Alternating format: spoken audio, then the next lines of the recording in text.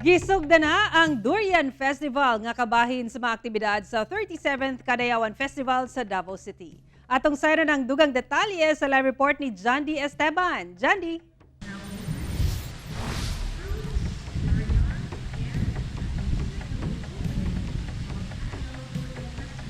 Yes, Sarah, dinhi sa Kadayawan Durian Festival, gi-feature ang lain-laing variety sa King of Fruits, ang durian, sama sa puyat, aransilyo, cove, ug uban pa.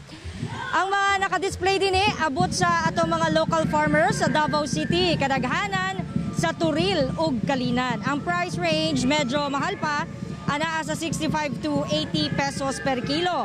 Apan sumala sa Durian Industry Association of Davao City, panikamutan nila nga mapaubsan ang presyo. Nihit usab daw ang supply sa karon, itandi sa nakalabay nga tuig tungod sa pag-uwan niadtong Mayo nga nakaapekto sa produksyon. Pero siguro sa Department of Agriculture o LGU nga matabangan ang ato mga farmers nga mapalambo ang ilahang produksyon.